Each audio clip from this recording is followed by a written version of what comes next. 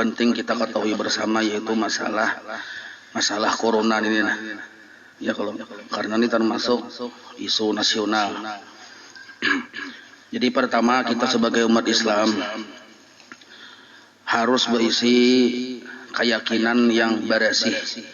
Jangan sampai keyakinan kita rusak gara-gara corona. Jadi walaupun ini keyakinan dulu lah. Lain lagi berbicara syariat, karena memasang keyakinan dulu. Di walaupun bian berdiam di atas gunung, kada bercampur lawan manusia, kada bercampur lawan hewan binatang, di atas gunung, di dalam gua sawarangan. Apabila Allah menghendaki pian kana corona kana,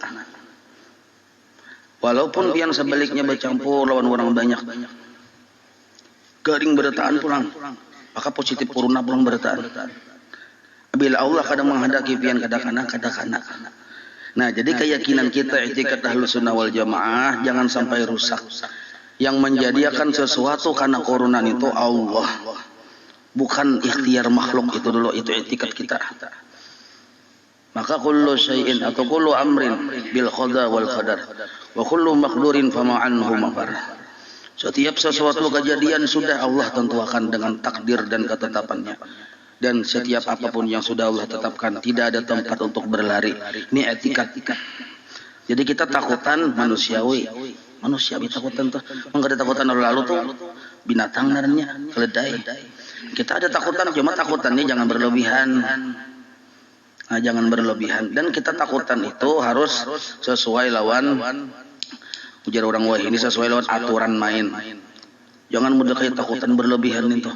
Yang kita takutan ini adalah Allah murkanya. Nah, itu satu, ini etikad harus dibujurkan. Yang bujur-bujur maka hendak terjadi lawan kita itu A atau B atau C, yang menyampaikan dan menjadikan dan menentukan itu adalah Allah. Nah, itu loh. Satu. Yang kedua, karena ini musimnya nang kayak itu, dan ini adalah ujian dari Allah untuk seluruh umat manusia.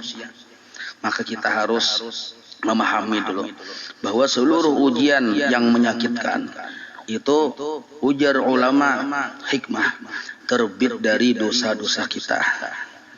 Nah, terbit dari dosa-dosa kita. Nah, maka apabila kita bersyariat, tadi kan hakikat sudah, kita jangan cuma lepas syariat.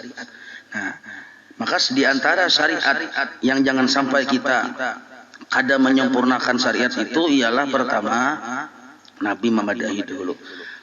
Barang siapa berwudu, fa ahsana wudu'aha, lalunya mengerjakan sunat-sunat wudunya. Wudu, hendak sembahyang subuh, zuhur, asar, maghrib, nang sembahyang isya ning wudu. Nah, tapi wudunya itu disempurnakan wudunya. Yang sunat-sunatnya digawi, maniga kali'i, bakukumur, masukkan banyu ke hidung, basuh tangan. Biar kada pakai sabun. Tapi asal berniat. Maka yang setelah niat banyu itu bakar amat. Yang setelah kita nawaitul doa itu nah setelah itu banyu yang dicipuyakan ke kita itu bakar amat. Dan ampuh menggugurkan dosa-dosa. Ujar orang ahli hikmah yang dibukakan hijab melihat kasab, kita berwudu itu banyu yang gugur ke tanah itu hilang warnanya. Warna dosa kita nih. Nah, sedangkan penyakit timbul dari dosa. Berarti penyakitnya umahnya oleh dosa. Nah, umahnya aja gugur dapat banyu wudu, apalagi anaknya, kan gitu logikanya. Nah, jadi kita rancaki wudu. Amun pang misalnya belum batal wudu, kayak ini nah kan maghrib. Anak Aisyah kada ada kantut belum batal. Maka niatnya memperbaharui wudu. Nah, atau kan dosa wudu, kan apa-apanya belum batal juga. Tapi bagus wudu. Nah, sunnah naranya saja aku wudu, memperbaharui itu sunat karena Allah Ta'ala. Mungkin ragu-ragu bang, batal kada pacul salawar kacak tunjuk mengajian itu. Maka nyatalah batalnya. Ah, ya Allah. Jadi wudu satu dulu syariatnya kita. Ada yang digawi, apa yang digawi? Wudu. Kebersihan yang kita dijaga.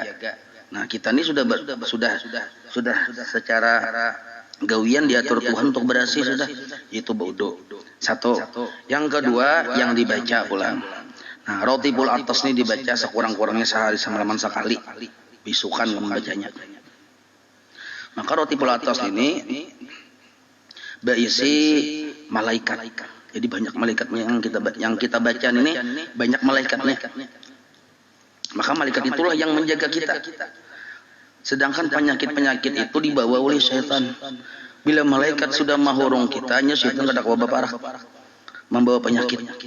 Nah, maka bacaan di antara bacaannya adalah rotibul atas ini atau rotibul haddad misalnya. Atau mumpian kulir, ambil di sini satu kalimat saja. Bismillahilladzi la yadurru ma'asmihi syai'un fil ardi wala fis sama'i wa huwas samiul alim 3 kali. Bisukan kamarian. Ada bacanya di sini. Itu yang mun pangulir 3 kali bisukan, 3 kali kamarian. Yang dibaca syariat kita. Lalu setelah selain dari itu banyak-banyak kita baca salawat. Banyak-banyak baca salawat. Orang yang membaca salawat dipelihara oleh Allah. Dipelihara oleh Allah dari segala macam kejahatan, termasuk kejahatan ya virus itu. Nah, baca rotibul atas, banyak baca salawat itu bagian dari syariat namanya, syariat. Paham? Jadi kita sahabat tuh kullu syai'in kullu sababin la tu'asir, mengerti juz dafian. Nah, yang ketiga yang dimakan. Ini yang dimakan. Jadi yang dimakan ujar Habib Lutfi semalam, jadi memadahi makan bawang habang. Jadi dalam sehari semalam ini sekali ada makan bawang habang 3 biji. Aduh sahabat karinah yang mengikut, makanya mengikut kerupuk tuh. Kepedasan pian, hiris-hiris buat dikicap. Ayam bepanggang, nasi kaut. Nah, cecapan narna. 3 biji. Nah itu. Jadi gunanya bawang habang nih menetralisir kelebihan bawang habang nih. Allah maulhakan bawang habang ini ada bisa kelebihan. Di antaranya mamati virus-virus itu. Nah itu. Apa tadi? Etikat dibujurakan, syariat dijalankan, santai ya. Kadus tapi nabut. Ya kalau jangan takutan berlebihan. Nah, jangan takutan berlebihan itu. Jelas saya sudahlah. Nah, sudah sampaikan begini ada bertanggung sampaikan guru jono. Sudah nah ya kalau